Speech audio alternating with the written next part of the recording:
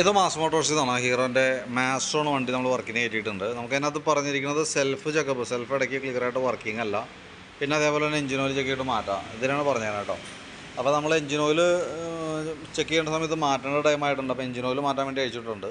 സെൽഫിൻ്റെ complaint കാണിക്കുന്നതിൻ്റെ main reason എന്ന് പറഞ്ഞാൽ നമുക്ക് അതിൻ്റെ ഈ സെൽഫിൻ്റെ ഈ സ്വിച്ച് പിടിപ്പിക്കുന്ന ഈ പാനലുണ്ടല്ലോ, ഈ പാനലിൻ്റെ ബാക്ക് സൈഡിൽ അതിൻ്റെ ത്രെഡൊന്നുമില്ല, അതൊക്കെ മൊത്തം പൊട്ടിപ്പോയേക്കാം.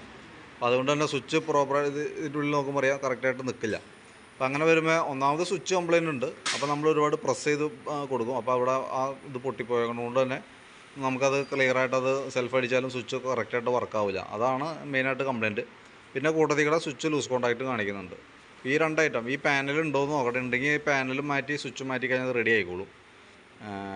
സെൽഫിൻ്റെ കേസ് അത്രയാണ്. പിന്നെ അതിനിടയിൽ ഫ്രണ്ടിൽ ബാറ്ററി വരുന്ന ഭാഗത്ത് ക്ലാമ്പ് എന്തോ പൊട്ടിപ്പോയെന്ന് കേസ് പറഞ്ഞിട്ടുണ്ട്. ഹീറോ മാസ്ട്രോൻ്റെ ബാറ്ററിയുടെ ഫ്രണ്ടിൽ വരുന്ന ഭാഗത്ത് ഫിറ്റിങ്സ് ഇങ്ങനെ തന്നെയാണ്. അത് നമ്മളിവിടെ ബോൾട്ട് ചെയ്ത് പിടിപ്പിച്ചേക്കില്ല, നല്ല സ്ട്രോങ് മെറ്റലായി സംഭവം. അതിൻ്റെ ഉള്ളിൽ ബാറ്ററി ഇരിക്കുന്നത് ഒരു പ്ലാസ്റ്റിക്കിൻ്റെ ഒരു ട്രേക്കകത്താണ്. അത് വെറുതെ റബ്ബർ ഇട്ടിട്ട് ഈ റബ്ബറിൻ്റെ ബാൻഡായിട്ട് വെറുതെ വെച്ചിട്ടുള്ളത് ഇങ്ങനെ ഷേക്ക് ആവും. ഇനി അത് ആവാതിരിക്കണമെങ്കിൽ നമ്മൾ എന്തെങ്കിലും റബ്ബർ എന്തെങ്കിലും വെച്ച് കൊടുത്തിട്ട് ബലപ്പെടുത്തിയിട്ട് നിർത്താം. അതാണ് ചെയ്യാൻ പറ്റുള്ളൂ. ഇത് വേറെ ഒടിഞ്ഞു പോയേക്കണമെന്നല്ല, ഇതിൻ്റെ ഫിറ്റിങ്സ് ഇങ്ങനെ തന്നെയാണ് കേട്ടോ. അപ്പോൾ അത് ആ രീതിയിൽ പിടിപ്പിച്ചേക്കാം. എന്തായാലും നിങ്ങളിപ്പോൾ ഈ ഷെയ്ക്കായിരിക്കും ഉദ്ദേശിക്കണേ.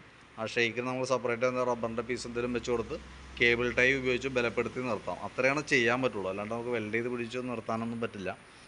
കാരണം ഇതിൻ്റെ ഫിറ്റിങ്സ് അങ്ങനെയാണ്. അപ്പോൾ ഞാൻ അതിൻ്റെ ഒരു ഏകദേശം ഒരു എസ്റ്റിമേറ്റ് ആക്കിയിട്ട് അതിൻ്റെ ഡീറ്റെയിൽസ് വാട്സാപ്പിൽ തരാം. അപ്പോൾ വീഡിയോ കണ്ടു കഴിയുമ്പോൾ നോക്കിയിട്ട് റിപ്ലൈ ഇടണം. ഏകദേശം നമുക്കൊരു 6 മണിക്കുള്ളിലാണ് വർക്ക് കംപ്ലീറ്റ് ആവുള്ളൂ. ഞാനത് വർക്ക് കംപ്ലീറ്റ് ആയി കഴിയുമ്പോൾ കോൺടാക്ട് ചെയ്തോളാം. അപ്പോൾ നമുക്ക് വീഡിയോ കണ്ടു കഴിയുമ്പോൾ നോക്കിയിട്ടൊന്ന് റിപ്ലൈ ഇടാം.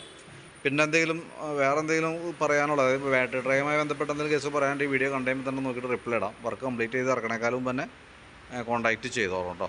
ഓക്കെ.